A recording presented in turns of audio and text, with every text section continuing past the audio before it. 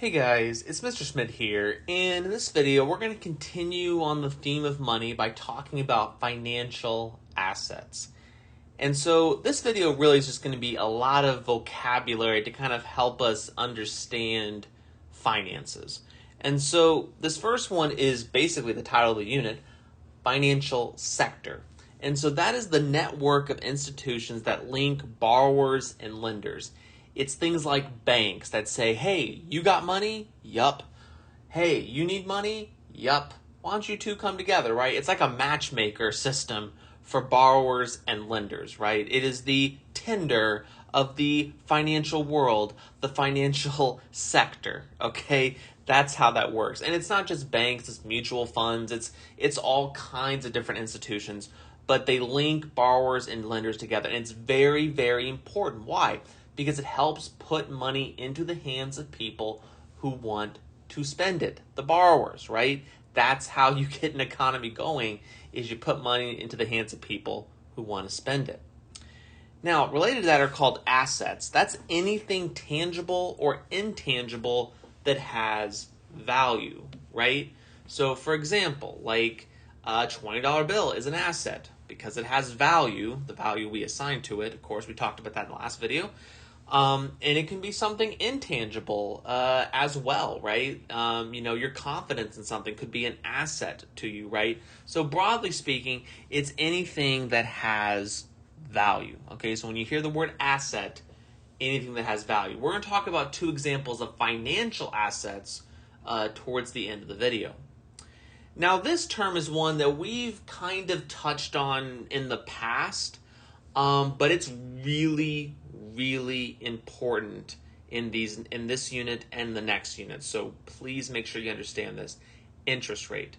This is the price of borrowing money. When people lend money, a lot of the time, they're not doing it out of the goodness of their heart. They're doing it because they want a return, right? They want their money back plus a little extra. So you can make money off of lending money. And so the interest rate is what lenders charge borrowers to borrow the money. And so that's expressed as a percent.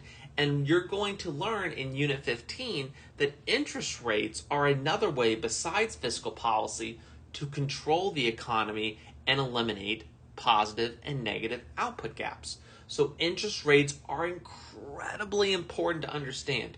And if you remember from the past, we've talked about nominal interest rates. That is interest rates that are not adjusted for inflation. And it's also the interest rate that a lender would tell you. And then a real interest rate is the interest rate adjusted for inflation. Another term, liquidity. This is the ease with which an asset can be converted to a medium of exchange. In other words, how easy is it to turn whatever it is, a bond, a stock, we're going to talk about those in a second, into actual cash. The more liquid something is, the easier it is to turn it into cash, right? So, if you can sell a truck and get cash immediately, that's pretty liquid. But if like a bond, for example, that you can't cash out for 20 years, that's not as liquid, right? So how quickly can you turn it into cash? Speaking of bonds, a bond is basically an IOU. It's a loan that gets repaid to the lender. So anytime you hear the word bond, just think an IOU.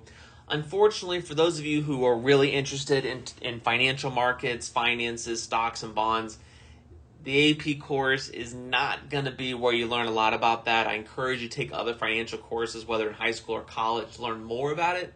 But as far as the AP exam goes, this is literally all I'm going to say about stocks and bonds, okay? So now one thing you do need to know is this sentence. Oh, gosh, did it again. This sentence right here at the end. Bond prices and interest rates are inversely related. So what does that mean? Because that does come up on the AP exam. This means that if you increase the price of a bond, right? So like a bond, here's how a bond works, right? So if I buy a bond, right, it may be like a $100 bond. So basically what I'm saying is I'm lending someone that $100, right? So here's the person there's the person. Sorry about their head. This person is, with no face, is borrowing $100 from me. And so the price of the bond, I'm purchasing it as $100, right? I'm giving them the $100. They're giving me this piece of paper that says, hey, I'm going to give you that $100 back plus interest, right? So here's the idea. When the interest rate goes up, right? When the interest rate goes up, it makes bonds that have already been sold less attractive because those interest rates are pretty much locked in. So, in order to get people to buy those bonds that have the lower interest rate, what people will tend to do is lower the price of the bond, right? They're saying, "Hey, listen, you know what? I'll take the price down to $80 here, and I'll still give you the same interest rate." Trying to get people to buy the bond because it's cheaper, right? Oh man, I can get this 10% interest rate now, and I only have to give somebody $80. I only have to lend out $80, and I can get that same interest rate. So that's the idea. If that went over your head, if you just memorize that sentence, you'll be fine. I hate saying that, but this is one of those where if you memorize that relationship, you'll be fine.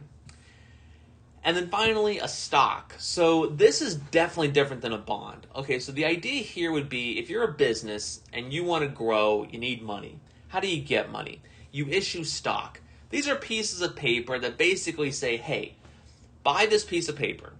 When we do well, this piece of paper entitles you to some of the profits from us doing well, right? This is how businesses grow. They get money from people. It can be other ways than just stocks, but stocks are a way to get that money, right? It's like, hey, you know what? Here's this piece of paper. Okay, here's me over here. Awesome. Thank you for the piece of paper. Here is some cash. Great. Okay, awesome. And so in doing so, look at my drawings. In doing so, that's how companies grow, and then people can be very wealthy off this. There's the whole thing of the stock market where stocks are bought and sold, and the reason for this is there are people who want to make money off of this, and there are people who want to grow their companies through this. Okay, that is a very, very, very broad overview of stocks, right? Again, you can take whole courses in the stock market. You can get very wealthy off this. You can also lose a lot of money in the stock market, and there are also bond markets as well, by the way. So, unfortunately, that is all I'm going to say in this course about bonds and stocks. But again, you can do all kinds of research and really deep dive into this if you want to know more. So that's all for this video on examples of financial assets, bonds, stocks, and some related vocabulary. Until next time, have a great day.